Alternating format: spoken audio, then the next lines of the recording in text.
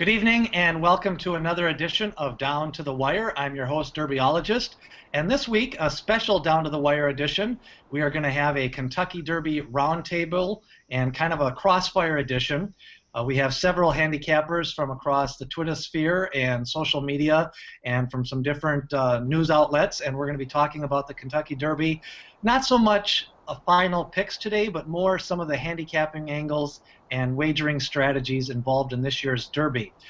First off, I'd like to introduce everybody on the panel. First off, joining me again, as usual, capping with Candace. And Candace, looking forward to tonight's show. And we've also got Emily here tonight. Emily, say hi to everybody. Hi, everybody. All right. Paul Mazur from Picks and Ponderings and Chicago Now. Paul, say hello. Hi, gang. Good to have you here. Pete from Minnesota, the world's most famous poker player, horse racing fan. With pride. Hello, guys. Thank you for having me. All right. And Scott Shapiro, Shapper to Capper, both on the web and on Twitter. Scott, good to have you here tonight. How's everybody doing? Great, great. Looking forward to everybody's thoughts on this year Kentucky Derby. First off, let's start with Emily. And Emily, one of the things that is probably on a lot of people's minds this year is pedigree and California Chrome. Does he have the pedigree to win the Kentucky Derby? You know, I've been thinking a lot about this, and I don't really know if it's going to matter whether he has the pedigree. I think he has the ability to get 10 furlongs no matter how he's bred or not. I know he's by Lucky Pulpit, and everyone's really iffy about that, but I didn't see anything wrong with his 9 furlong race that would suggest that he's going to burn out at 10. I don't think it's in the pedigree with him. I think he's outrunning that, so I'm not concerned. Candace, what are some of your thoughts on a son of Lucky Pulpit getting the distance this year? I mean, I have concerns about him, but distance isn't one of them. I've kind of talked on Twitter a little bit the last couple days. I watched head-on and pan replays of every race of his, and I've deemed that, for one, other than the San Felipe, his breaks from the gate are not good, and he almost always breaks outside, so hope your favorite doesn't get the post to the outside of him, for one. And he has a short stride, his build. There's a lot of things I'm concerned. He doesn't seem like he likes kickback too much. A few races where he has been behind horses, he seemed uncomfortable. So I'm not completely sold on him that I'm going to say, oh, he's for sure winning this race like some people are. But distance isn't the reason why I'm concerned. Paul, you've been doing picks for the Derby for quite a few years. And how do you handicap a 20-horse race? Do you start with a pool of contenders? Or do you actually go through horse by horse and try to analyze the pace of the race and how the race may be won? What's kind of some of your strategies, Paul? Because of the fact that I'm doing a Derby Dozen panel for a different site, I sort of build up a contenders list. But when I get into the Derby post-draw, I sort of approach it in a sort of like house cleaning method. A sort of pool of horses I'm going to keep, a pool of horses I'm going to maybe look at, and then a pool of horses that I don't want anything to do with until the Iowa Derby. Great. Scott, what about you? You write, again, for a handicapping site, but you also wager on a lot of these races. How much different is it from approaching it from a wagering standpoint to actually just picking one horse as a horse racing fan and giving that out as your official pick?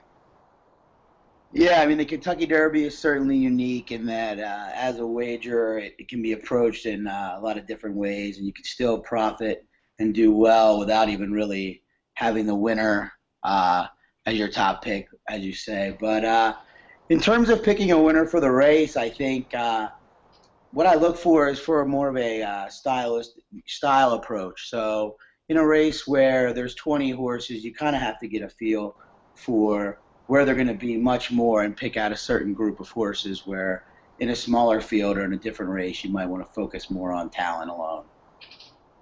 Great. Now, Pete, I know you're kind of a one of the younger panelists on here, and one of the things you try to do is introduce people to the Kentucky Derby. And last year, I think you did a really great job kind of analyzing most of the horses and trying to get people involved into the Derby itself. What are some of the things that you try to point out to newcomers to the race that you watch?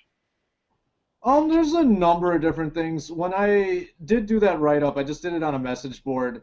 I did kind of a YouTube preview for each one, just said, hey, this is where they finished in their major prep, or like some of the major preps that came on. But also it was a matter of who their trainer is, what their running style is, what their breeding is.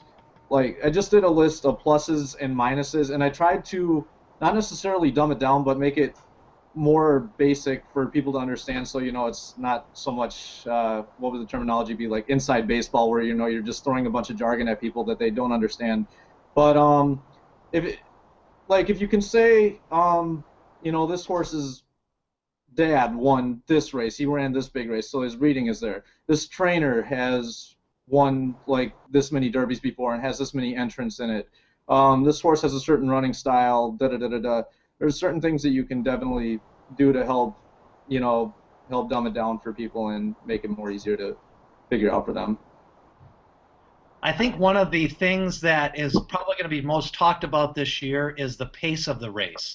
I'll kind of leave this as an open-ended question. Anybody want to comment?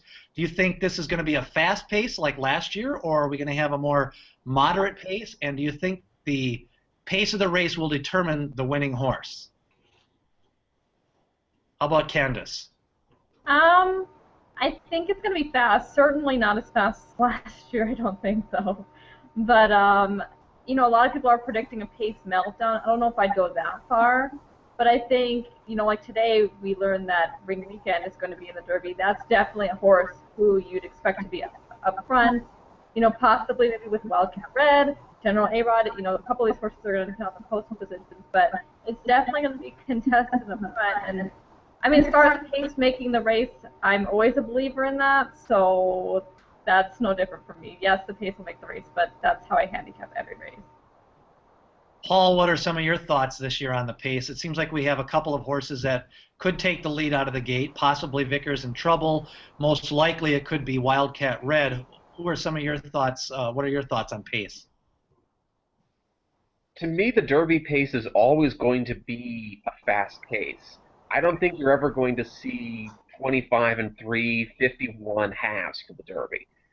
I don't think you'd ever get that, because you're running a race in front of 150,000 people in various states of drunkenness and millions more on NBC. Someone is going to either say, A, our only chance is to hold on and pray for dear life on the front end, or B, if we're not going to win the race, let's just gun to the front and hope we get our name called first. So I think you're going to have. I think Derby fever can sometimes get the better of connections, and they begin to think too far ahead, and they'll do things, and you get things like, say, a Palace Malice last year out on a kamikaze mission.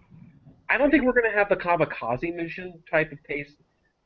I'm thinking more along the lines of a 48-112, in terms of numbers, something like a 48-112 pace. I don't think you'll ever see 50s and 50 and changing 116 in the Derby. If you ever see that, then I stock up on one take. Scott, you're one of the ones that comments a lot on jockeys in this race, and you've been pretty candid in some jockeys that you don't think can win, and you've also been pretty candid on social media with some questionable pace tactics and some turf races. Tell me some of the jocks that you think can win or not win, or are you just going to be throwing your remote at the Derby this year, or what? Yeah, in terms of pace, I see the race. I see there being, at least one or two horses that make this at least on an honest pace. I agree that there's just very little chance of this race being a slow pace. But I do agree with Candace that I also don't see it as a total meltdown either. I think the ideal situation would be to find yourself about 5, 6, 7 lengths off the lead and, have enough punch when you get to the 8th pole to be almost there and then potentially hold off someone coming late. I just don't see someone coming from way out of it, like Strike the Gold or someone like that. And Emily, Pete. I apologize. Just to kind of piggyback on Scott's point there, I apologize. When you're dealing with front runners too, and you maybe have a question of pedigree or can they go that far, especially running on the front end. The one thing that they do have going for them in a race like this where it's a 20-horse traffic jam is if they're at the front, the less chances of trouble that they have due to they're at the front. The traffic is behind them. So, I mean, it is something to take into account, at least with, whoever's on the pace, however many's on the pace and how hot it is, they're at least up there, so they're not the ones that are going to have the problems most likely. Sorry. Great. Now, Emily, every year there seems to be a story, and this year we've got quite a few stories, actually, from the Giant Killer's son to Art Sherman going to Chicago with swaps. And what would be one of your favorite stories to come out of this year's Derby? Well, and every year I love these stories that come in. It's got to be the California Chrome story. It's just so magical how Art Sherman finally has his swaps, as he says, and the owners, the dumbass partners that have come together to own this horse. And I don't know, it's just, it'll be something else if he wins the Derby. But his story is the one that I find myself continuing to put on the site and running and finding different accounts of his story and showing it to people because I think people are really digging it. So, yeah, I love the Cali Chrome story. And for people that may not know, DAP is what is on the saddles, and that stands for Dumbass Partners on California Chrome. Scott, back to you real quickly.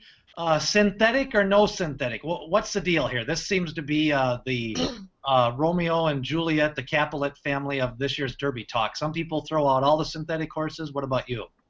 Yeah, I mean, normally if there was a few more horses that had a more full resume on the dirt and more consistency, I would probably fall into that camp of throwing them out. But the more I look at this race, at least one or two of the horses that have run well over synthetic have run well enough, over the dirt that I'm still very much considering them, especially, giving them a long look to see where how they take in training when they get to Churchill.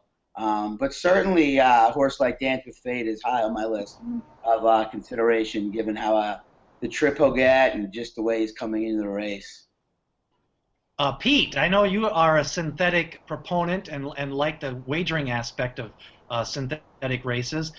Talk about this horse medal count. I mean, 3 weeks ago nobody had heard of this guy, and now he's in this Derby gate as a result of a turf race getting washed to the dirt, and then winning that, and then running second in the bluegrass. What are some of your thoughts on medal count?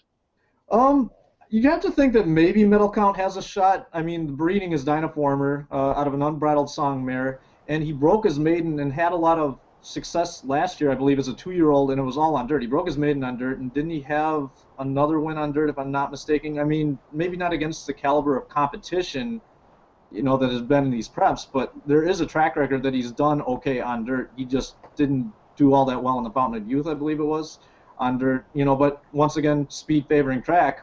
Maybe that had something to do with his lack of success at Gulfstream. He's definitely eligible to move up. It's not like, and Romans does well over Churchill too, so the trainer aspect, there are things to like about him as far as a move from synthetic to dirt is concerned. Paul, getting back to writing picks, and of course I've been following along on the Writers' Derby Dozen this year, and you kind of like to have a little bit of fun with this race. Is there any story or some part, what's the intriguing part of the Derby for you as a fan to kind of follow along every year and as you get actually closer to Derby Day? This is a hard question for me to answer because I sort of have I'm a bit of a love-hate relationship with the Derby. Being from Chicago, there's of course there's the dust-up that occurred in the summer of 2012 between Hawthorne Racecourse and Arlington Park with regards to the Illinois Derby. So I really only to me, I'm only going to open a Churchill form once, and that's the Derby. The rest of the time, all this, boycott the famous boycott Churchill movement. I'm sitting there with a lawn chair saying, what took so long? That said, I kind of look at it, that said, I'm not really looking a lot at stories per se in the Derby because NBC will take the stories and replay them over and over and over again in the hour and 40 minutes you've got from the Wisedan wins the Woodford Reserve Turf Classic Invitational presented by No-Nos to the Derby. Yep. So you're going to get all those stories for an hour. You get all those stories for an hour 40. It comes to me to run the race already. Candace, what about this point system? Does it do anything for you? Does it narrow down the contenders as a handicapping angle? I don't think the points were designed for handicapping angles, but are you a believer in points, or you just want to go back to earnings and just have it go that way? I mean, I think I personally liked it better with earnings. I can see the benefits of the points. I think, especially for new fans, it makes it a lot easier for them to see who's on track and pointing towards the Derby. So for that reason, I like it. But I do kind of miss the variety that we used to have when we had the earnings. We have, more horses that, maybe had only ever ran sprints, and who knows what they were going to do. And it just offered more variety that I liked. And, obviously the big beef right now people have, especially with Untappable and the career she's had thus far, is, people think she should be able to be in the Derby, and she can't because she never ran in a Derby prep race. So, I don't love the point system, but it's not completely flawed. There are benefits to it, and I think especially for new fans, it's a good thing. Emily, the curse of Apollo, is it real, or is that just media myth?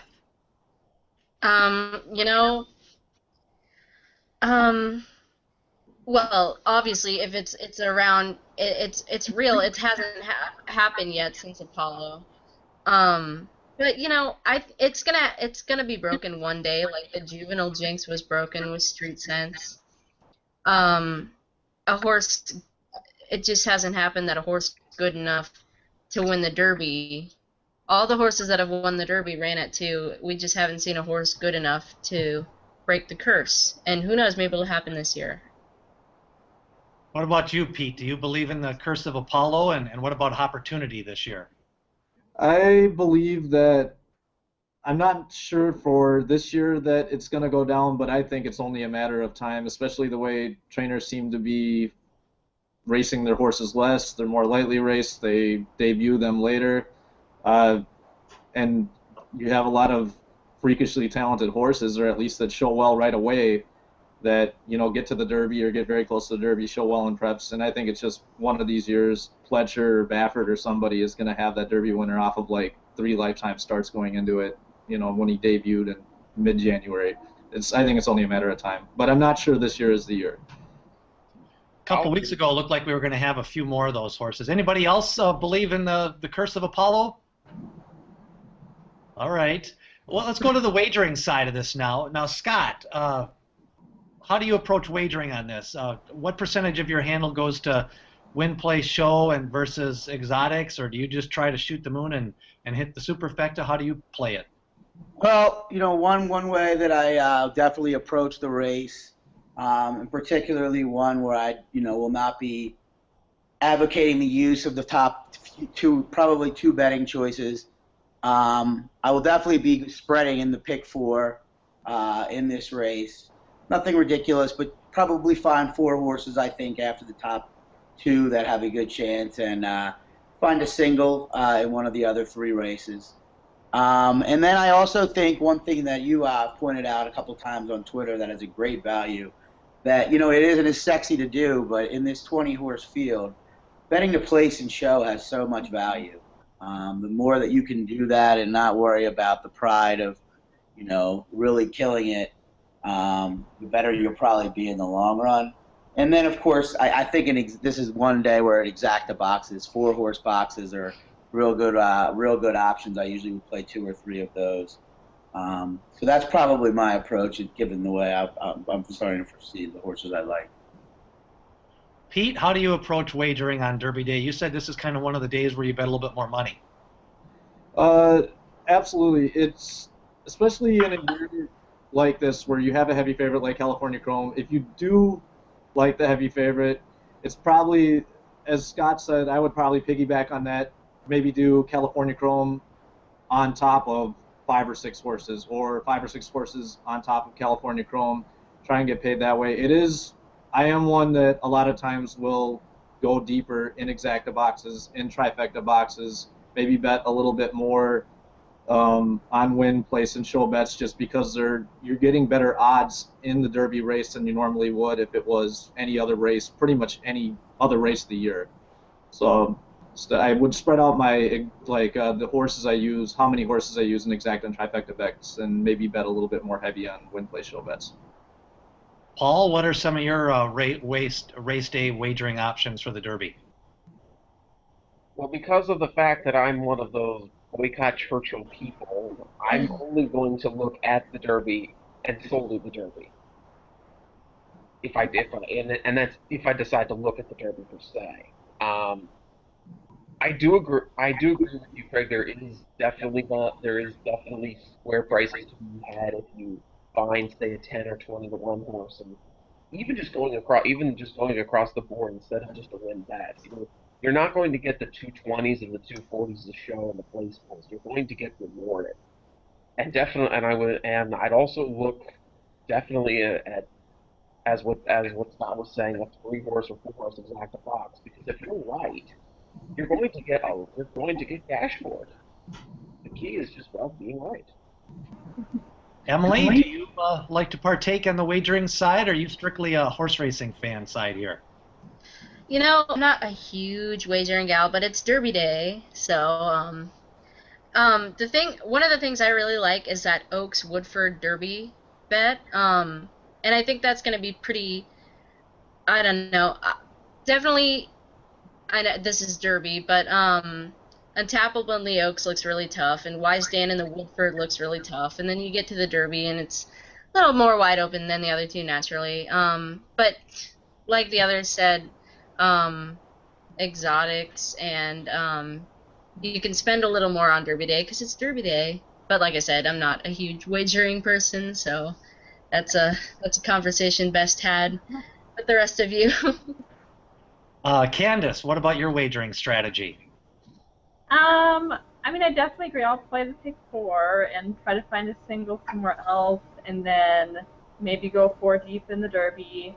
I still have my future. I have a future exact box with Vickers, Uncle Sight, and the field. So I'll probably I might play Uncle again, but for the most part, I'll probably leave him alone just because I have that kind of covered.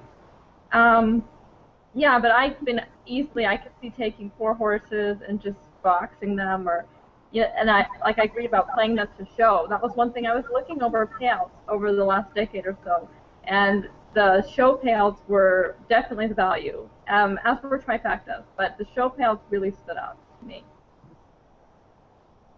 My one piece of wagering advice, I've typed in a lot of numbers over the years, and it's the daily double, starting with the Kentucky Derby to the race after it. It has paid anywhere from 200 to 500% overlays, including a few years back. There was a 17 to 1 and a 7 to 1, and the double was like $800, which is just insane. So that's my one and only tried and true. And then the pick 3s that start with the Derby going to the last race on the card. So the 11th, 12th, and 13th race.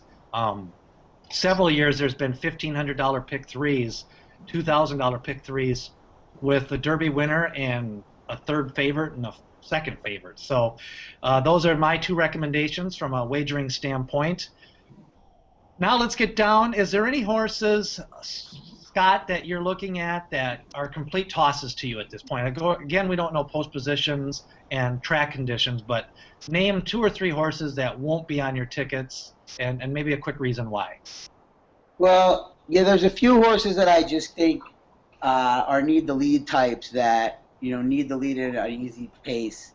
That I think won't be 50 to 1 or anything, but they won't be 6 to 1 either that I won't be using. I think Wildcat Red is a horse that could fight on perhaps, but I cannot see winning the Derby. Ring Weekend, I know, has been mentioned as someone that's pretty much up against it, despite the fact that a barn that I wouldn't think would force it is kind of forcing it a little bit. Yeah, and Wicked Strong's a horse that I know I've kind of touted as not being a fan of for this race. I do think the horse has talent, but just don't see its style and the way it's run and performed, especially outside of New York, being worth the value that you'll be getting on that one. Pete, any throwouts you have 10 days before the race? I'd say another one that's been talked about a lot would be We Miss Artie. Even though I am one that won't toss a horse because it wins on synthetic and jump to the conclusion that it can't win on dirt, this would probably be the one that I would jump to the conclusion that it cannot win on dirt. It's just turf breeding. It hasn't really shown well on dirt thus far. Questions if it can go that far. Questions who it beat in the spiral. We Miss Artie is definitely one I would toss. That's the one that comes to mind at the forefront for me. Paul, any toss-outs for you? Early X, a lot of people like to call them X's, and they toss them out. One of my early insta tosses is going to be Vickers in Trouble. Wow. Any particular reason why, or just trying to get an edge, or? No, to me, I felt his Louisiana Derby was a very blah race. I actually don't think that. I also think he's going to be overbet because New Orleans last year was the strongest region of the Derby class. You had Oxbow, who won the LeCompte. He goes and wins the Preakness. All the underneath finishers in the Rivers of the Star, including Palace Mouse, they go on and win the Belmont. You had Orb, who was Revolutionary. They won the Derby. Departing won the Illinois Derby and the WV Derby with Mosh. So everyone was coming out of New Orleans last year, and I think people are going to fight the battle when the war's already won and look at Vickers in Trouble. I personally see him as a toss. I also think he got a fortunate front end setup because Intense Holiday had a bobbled at the 3/16 and not a good rally.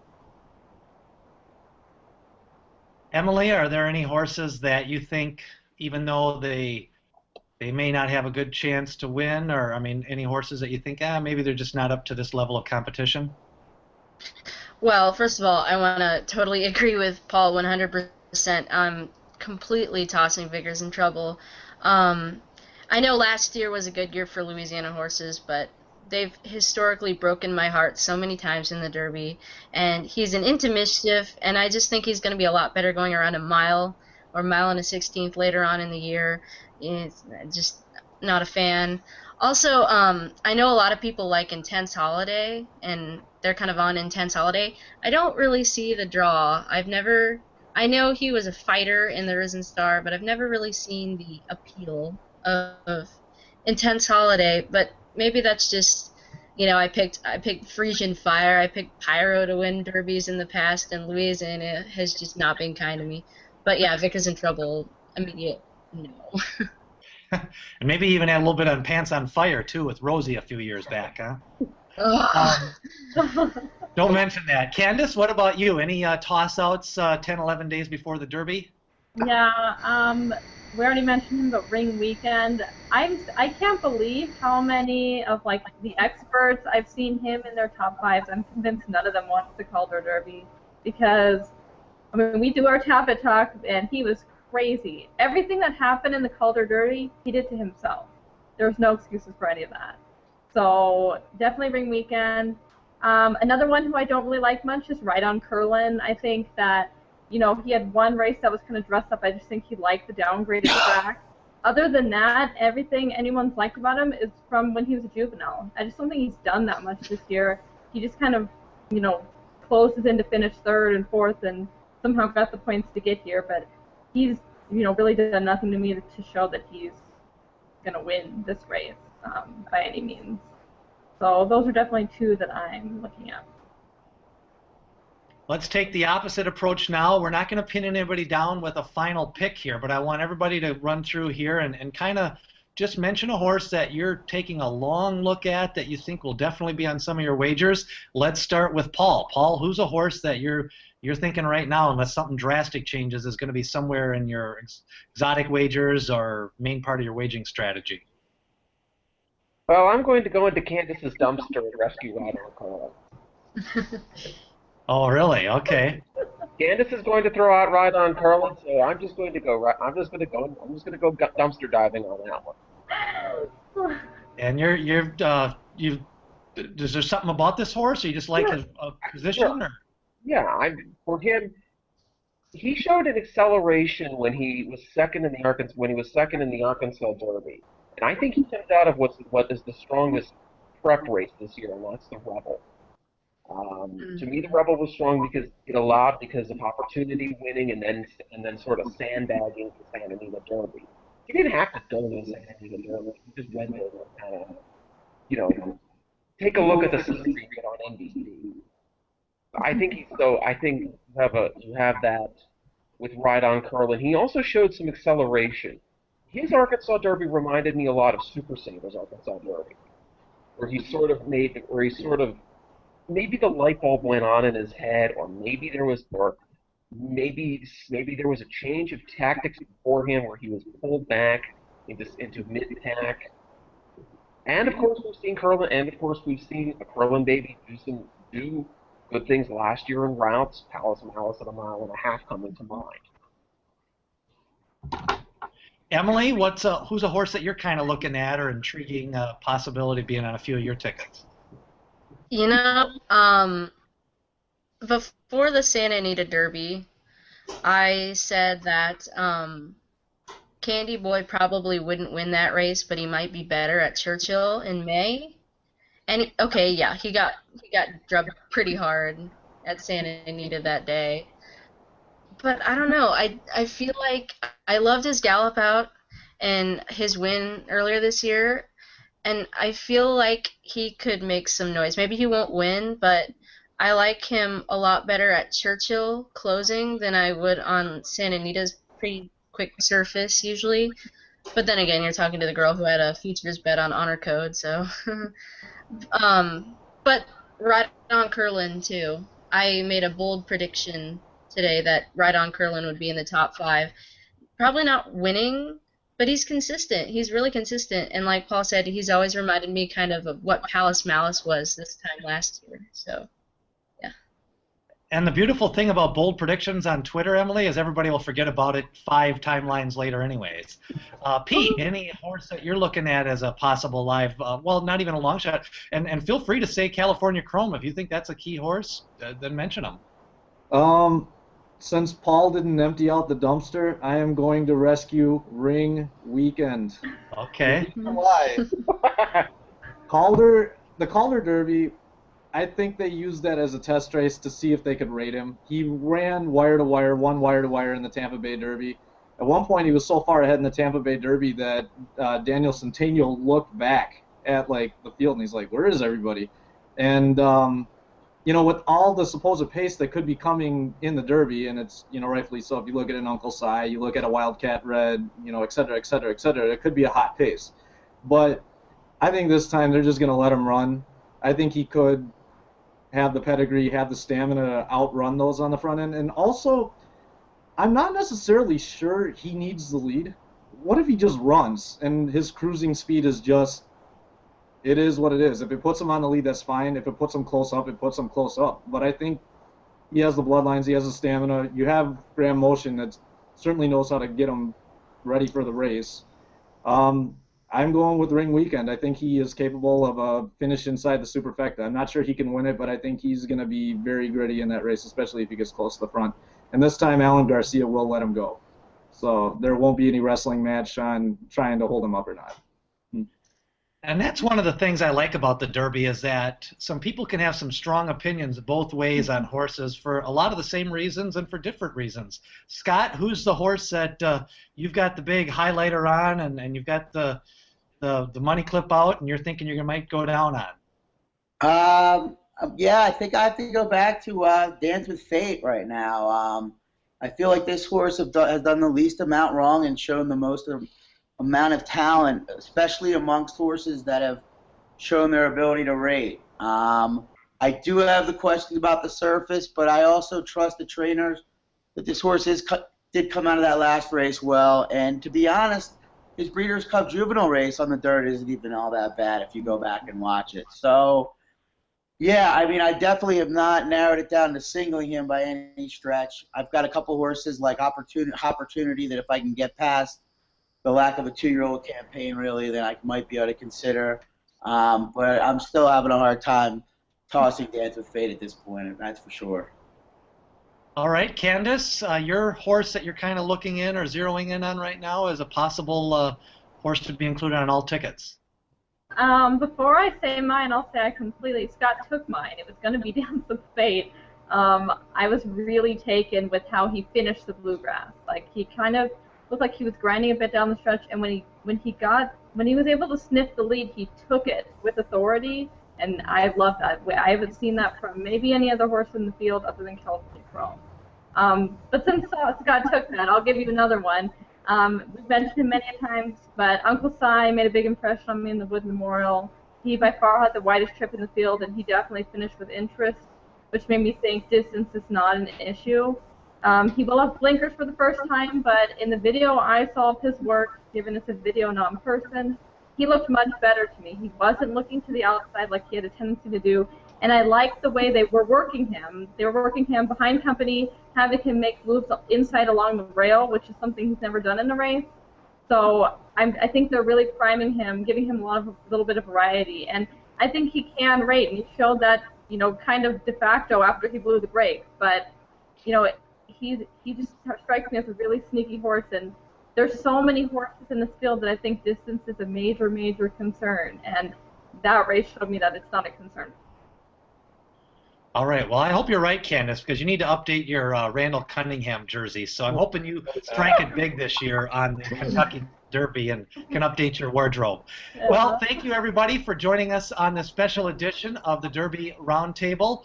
Next week on Down to the Wire, Candace and I will be back. We will be focusing in on the Kentucky Oaks and Kentucky Derby final selections. And we thank everybody for joining us on tonight's Kentucky Derby Roundtable on Down to the Wire.